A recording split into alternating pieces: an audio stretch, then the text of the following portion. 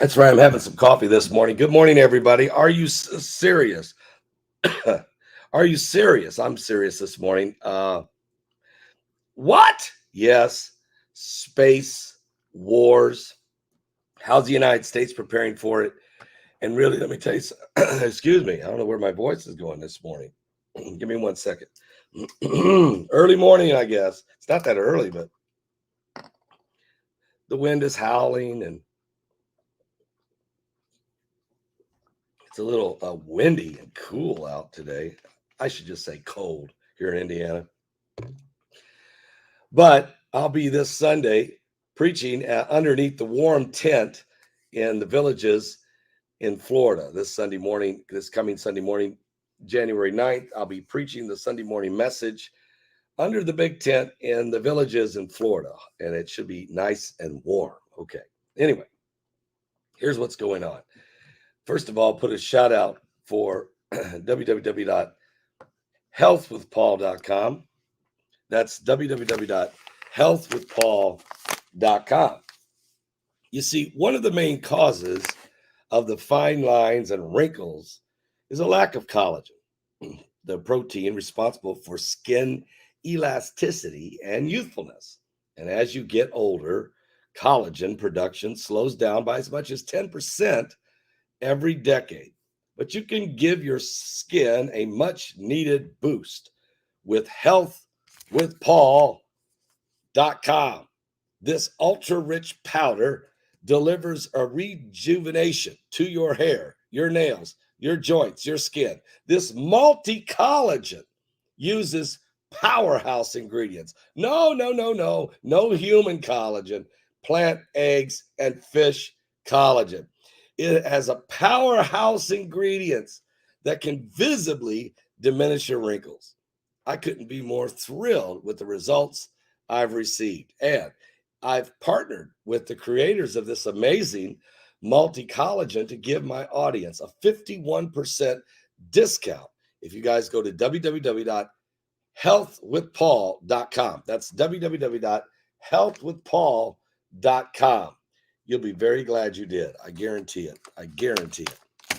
Well, here's what's going on with the space wars. Boy, did you guys enjoy the Bible study last night? Because I know Heidi and I, we really did. It was just amazing. We got it. I told Heidi before we did this Bible study, because we did the 14th chapter of the book of Revelation. And I said, Heidi, this chapter here, this is where it gets a little confusing. There's a lot of different opinions. When you start talking about the 144,000, who are they? People get all kinds of opinions. You know, Old Testament saints, New Testament saints, tribulation saints, the 144,000, the Jehovah's Witnesses believe that's the only ones going to heaven. I mean, there's all kinds of different opinions. But there was a key. There was a key that unlocked the door in that chapter. It says that these were of the first fruits of the resurrection. So who is that? Well, Jesus said, I am the resurrection and the life.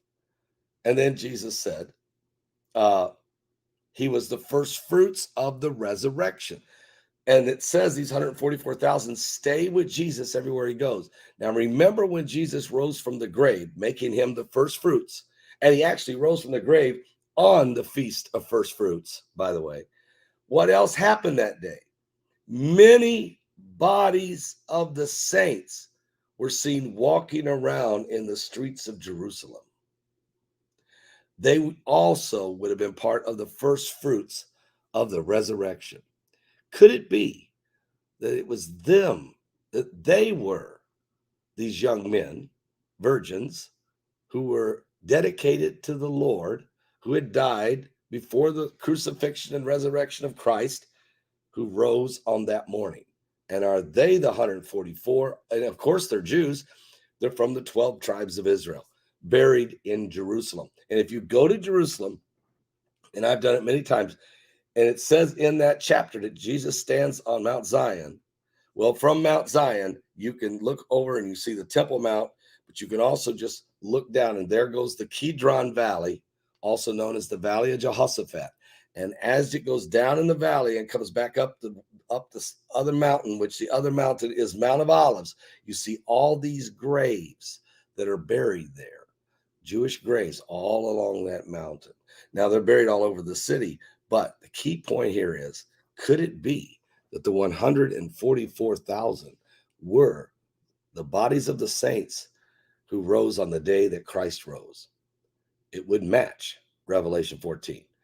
The rest of everybody else's thoughts are just theories or possibilities, or could it be, could it be, could it be? But I'm just telling you who it says it is. And who it says it is, the answer is in the Bible, really. So, but we'll see, okay? We'll see. And without going any further into that, go watch the Bible study. It's really, really good. Everybody participated. Great questions, and it was a good time. All right, and Heidi was awesome. And by the way, in that Bible study, Heidi dropped a bomb. She dropped a bomb that, is it possible that the Antichrist comes from the tribe of Dan, and she gives you 3 scriptures to go look that may prove that it's possible. Just study it out. Don't know, but could it be? All right, let's talk about what we're going to talk about here, about the situation developing in space. And it's really got the Pentagon on pins and needles, okay? Here's the deal. In a U.S.-China war, the first blow could be struck in space.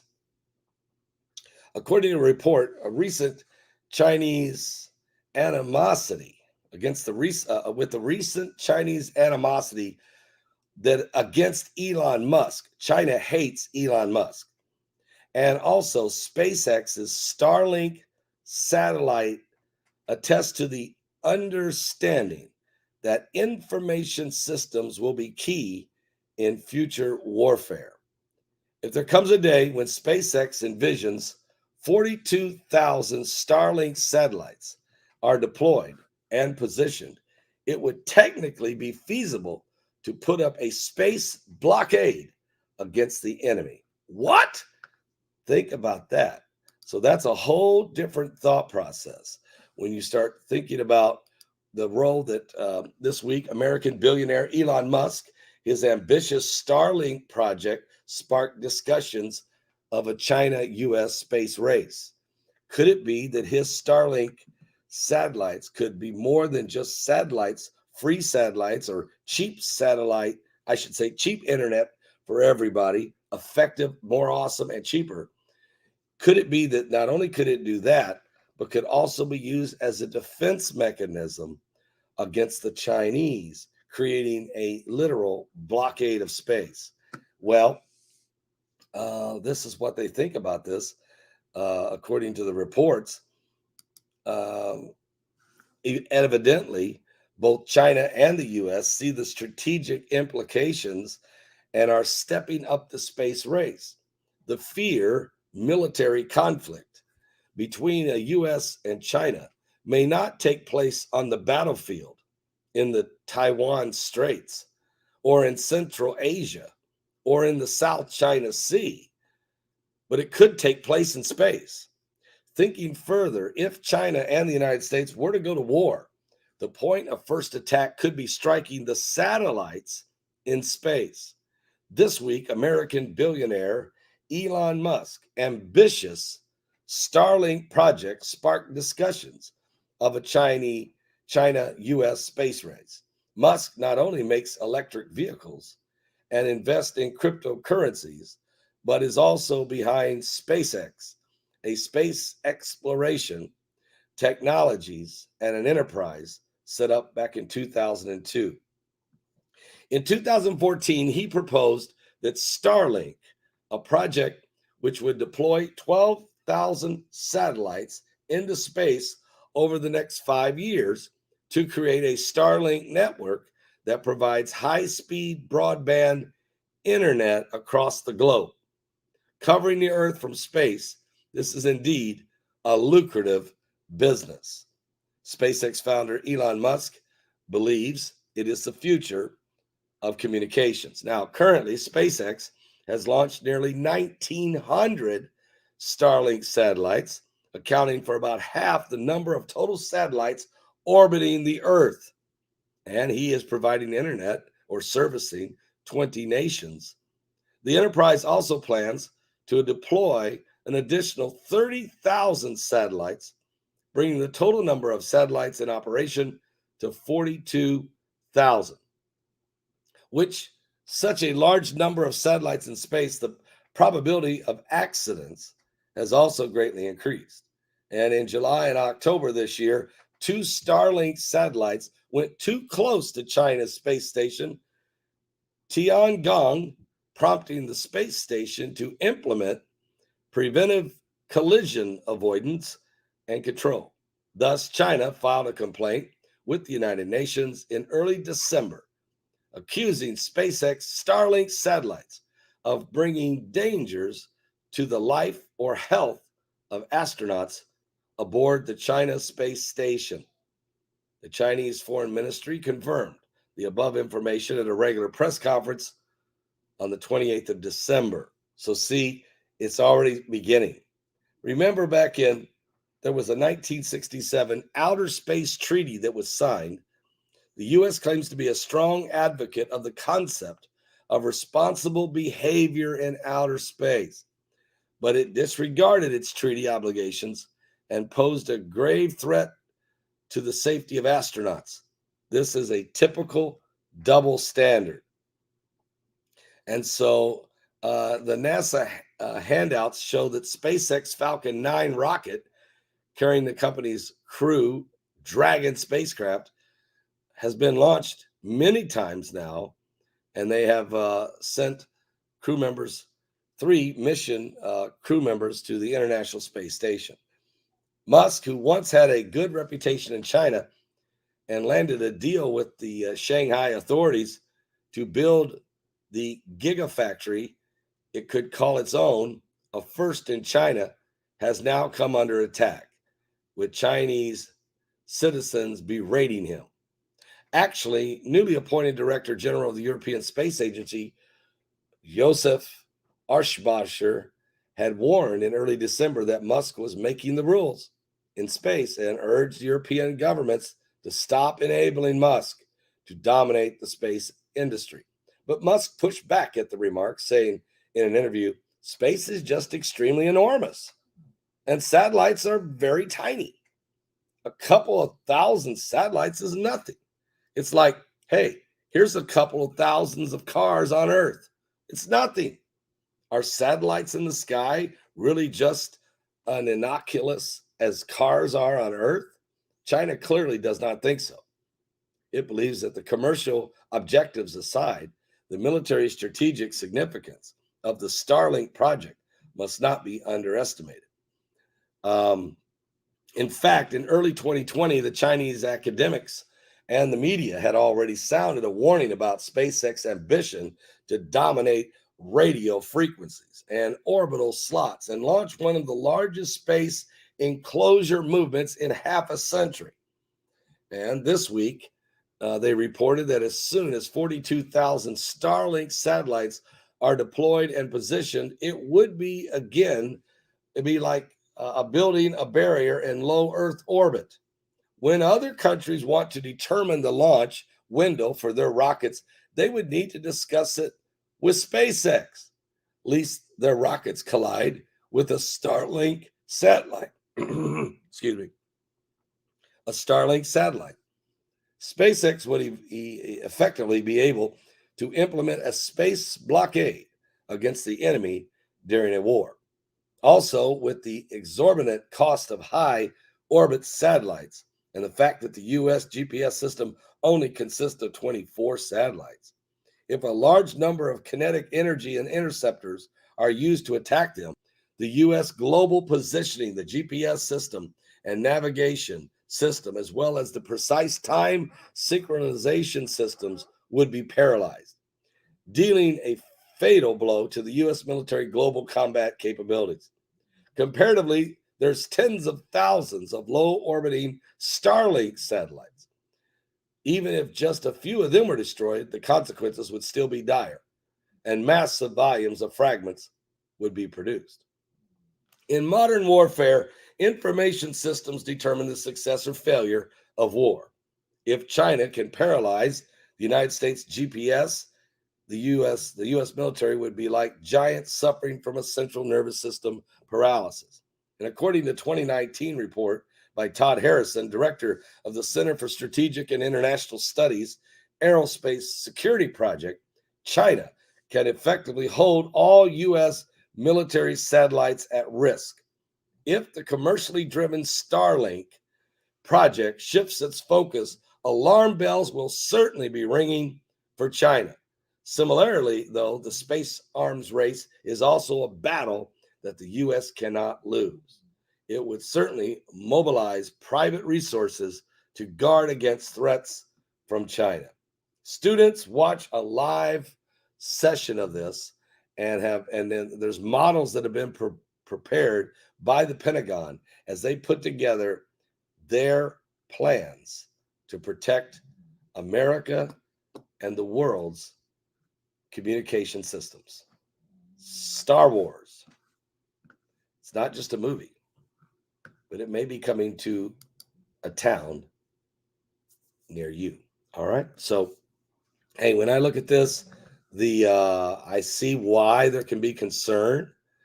I mean, obviously, it's a big deal. We've known that with our GPS system up there. We've known that at some point someone could knock those out. You know how much everyone now depends on GPS, not just to drive and find out where you're going. But I'm talking about combines in the field are set to plant the rows exactly on the acres and thousands of acres of land that grows our national and the world's food. GPS is used for everything. Everything. I mean, man, if I just sat here and started thinking about it, it's just insane. I mean, everything. Delivery of packages by the post office and FedEx and UPS. GPS is used to help find the magnetic north for airplanes and air travel as they land and as they take off. GPS is used for everything. So it's huge now. And and of course, the military uses it beyond even our ability to comprehend. We're just getting to play with a little bit of stuff. They are way ahead of us. And all the communications of phones and satellites and communications of the internet and everything else that's tied together, it would put the nation in the dark. And it would be a very, very dangerous time. So I personally believe that Elon Musk building this Starlink is not only to give cheaper internet and better internet to everyone on the globe, but it's also to be used, and I think even possibly weaponized against China, Russia, or anyone else that would want to try to use space as an area for warfare. There's a whole lot more to what Elon Musk is doing with the Starlink system. And they already recognize that he is the king of space. Everyone is realizing he could build rocket ships better than NASA could. He could not only build them to go up, but he could make them land back where they came from, even on moving platforms on an ocean. He's so far out ahead of most scientists. It's quite extraordinary. But thank God he is a capitalist who lives in America, although he was born in South Africa. You know, when he was born in South Africa, he was so brilliant. He's like, man, I got to get out of this country. It's falling apart. It's insane. It was during the right after the fall of apartheid, but he could see that the possibilities there of an unstable world. He left there and moved to Canada as a young boy. And in Canada, he was involved with creating all kinds of formulas and was involved in software and started up a small company. I forgot what it was he did, something very small, but he was doing well. But he was too brilliant. He went to America where he thought, he said the Canadians were just a little too slow with their innovations. He went to the United States where he could be free to innovate. And He actually created PayPal. So he is the guy that created PayPal and sold it, and then went on to create SpaceX and Tesla, and now Starlink, and it goes on and on. So a technological genius, but doesn't, he never files a patent because he saw what happened to Tesla and how he ended up dead and all of his files were stolen. He's seen how they stole patents from Thomas Edison and other inventors. And he said, why should I file a patent on stuff that I do only for the government to take it and use it themselves? I'm just going to go do what I know to do, and I'm not even going to file a patent on it. If somebody else could figure it out, good for them. I doubt it. I'm just going to go do it. I'm going to make it and make it happen. And if anybody else can do it, good for you guys. And by doing that, he protected himself from his ideals being stolen out of the patent office. Oh, man. But then again, he's got some crazy ideals also with the implants and and different things he's working on, and the neural lace, which I know he means well with that, but who knows where that's going to go. So what are you going to do? And then he's involved in the cryptocurrency stuff. So I'm not saying that he's a good guy. I'm just saying that at the end of the day, I think what he's done is put himself in position, but really put the United States in position to have an advantage over China when it comes to communications. And that is huge. That is huge. But at the same time, not everybody's an Elon Musk fan. I understand that. But at the end of the day, what I'm trying to say is this isn't about Elon Musk. This is about the space wars. This is the possibility now that man is, because the Bible says when you climb, God said it.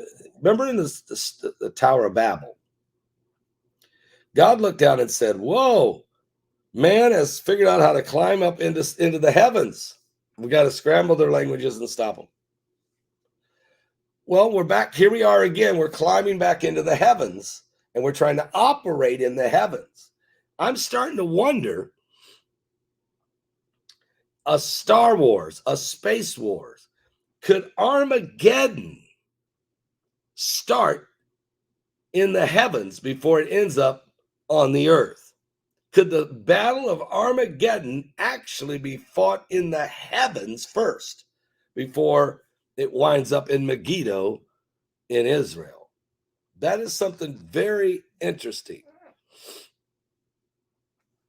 I do not know if he's accepted Jesus Christ. I know Pastor Steve Cicciolanti said he did. As a matter of fact, I'm going to be interviewing Pastor Steve Cicciolanti later this month, and it'll be on 2 of my television shows. I mean, he's coming from Australia to America, and he's going to meet me, and I'm going to interview him over in Orlando, Florida, one day. And as he travels, he's stopping in there, and we're going to have lunch, and we're going to interview him for 2 television shows. So you'll get to see that. That's coming up. Those will air in February. Okay, so we'll be able to see those. I'm interviewing Steve Cicciolanti. Yeah, it's going to be awesome. Since Samantha B made fun of both of us, I think it's only right that we get a chance to sit down and talk in front of the cameras, and maybe even talk about that little episode if I get away with it. But anyway, yeah, he did say that Elon Musk gave his life to Jesus Christ. I know that. So I'm going to ask him how he knows that. Let's get the inside scoop on that. Anyway, everybody writes a lot of things about different people. We're not really sure what all everybody's involved in. But one thing's for sure, I don't have a clue. I know this. Technology worldwide is advancing. And it's going to bring about the end of time, bringing about the coming back of Jesus Christ. And so we'll see. How much closer are we to the coming of the Lord? I think it's very close. Pray and give your life to Jesus Christ, because transhumanism, it's the iron and clay mixing, the genome, all the manipulation of the human genes and the splicing of the genes and the cloning has advanced. The microchip technology that can be used for the mark of the beast is advanced. We've advanced in space. We're advancing in weaponry and all kinds of different types of weapons that are dreadful. We have the pandemics and plandemics and all kinds of stuff going on. Whatever man may mean for well-being sometimes is turned into, it's almost constantly happens. Everything meant for good ends up being turned to evil, and then God has to take what's meant for evil and turn it into good. It's a battle that goes on all the time. So God bless all of you. And I'll be back in just a few minutes. I'm going live, of course, at 12 noon with a complete story of everything going on. I'll see you guys at 12 o'clock right here on the coming apocalypse. I'll be live on YouTube and on my website at paulbegleyprophecy.com. Be sure and give your life to Jesus Christ. It's getting crazier and crazier out there. It's insane even how crazy it's getting. Are you serious? Are you serious? I'll be right back, guys, at 12 noon with the coming apocalypse.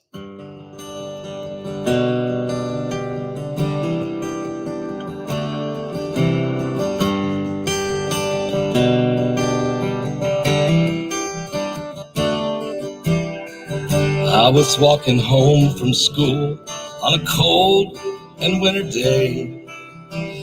Took a shortcut through. I was walking home from school on a cold. It was getting late, and I was scared and alone. And a kind old man took me by the hand, and he led me home. Mama couldn't see him, but she was standing there. I knew in my heart he was an answer to my prayer. Oh, I believe there are angels among us, sent down to us from somewhere up above. They come to you in our darkest hour, show us how to live. They teach us how to give, to guide us with the light of love.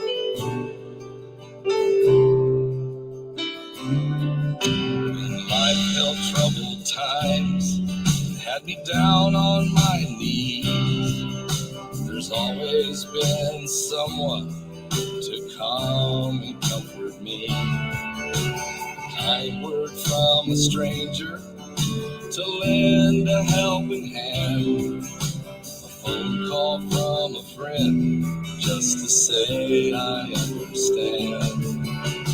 Ain't it kind of funny at the dark end of the road, someone lit the way with just a single ray of hope. I believe there are angels among us, sent down to us from somewhere up above. They come to you in your darkest hours. They show us how to live. They teach us how to give, guide us with the light of love. They wear so many faces, show up in the strangest places, grace us with their mercy in our time of need.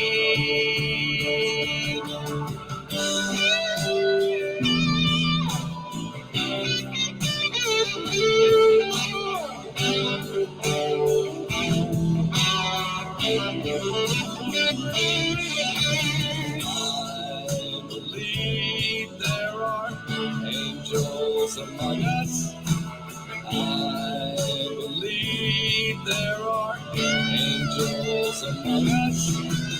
I believe there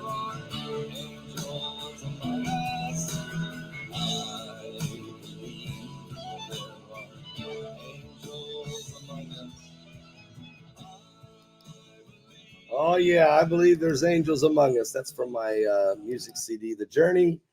And you can get that at my website at paulbegleyprophecy.com. Yes, that what you see behind you. Oh, let me fix that, okay? Oh, no. Yeah. Sleeping in the corner back there, that is Sugar. That is Sugar, okay? And she is sleeping. So everybody just calm down. Everybody just calm down. It's Sugar. Listen.